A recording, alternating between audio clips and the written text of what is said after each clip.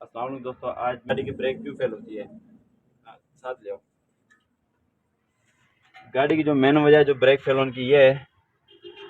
कि जिस टाइम डिस्कें ख़त्म हो जाती हैं,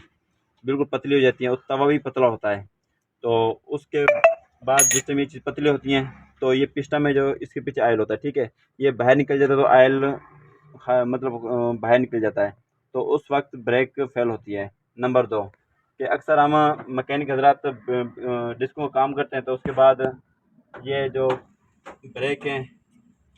ये मतलब क्लिप के अंदर नहीं लगाते हैं, तो खुली रहती हैं, या बाज़ औक़ात पैंप बजाय असल जगह से लगाने के बजाय एक मिसाल है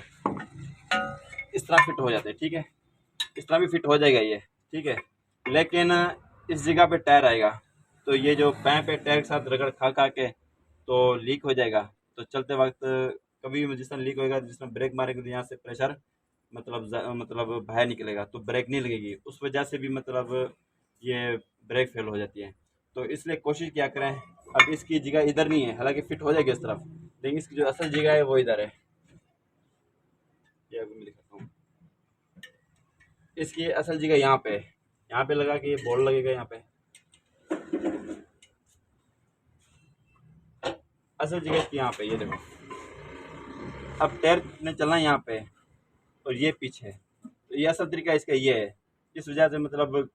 पैं भी महफूज रहेगा, और उसके बाद ना एक खराब होने का खर्चा भी नहीं रहेगा। फ्रंट हिस्से में वो मतलब ब्रेक डिस्कें होती हैं, ठीक हो गया, और पिछले हिस्से में गाड़ी के ना बल्ले ड्रम होते हैं, लेज़र होते हैं उसके अंदर, तो अक्सर कहते हैं भाई ये वाशर लीक हो गई। वाशर भी इसी वजह से लीक होती है, जिस टाइम मतलब लेज़र मतलब ये चल चल के मतलब पतला हो जाए, तो उस टाइम जो ये ब्रेकर जो वाशर है वो किनारे पे चलती है, तो वो किसी टाइम भी मतलब लीक हो सकती हैं। तो इस वजह से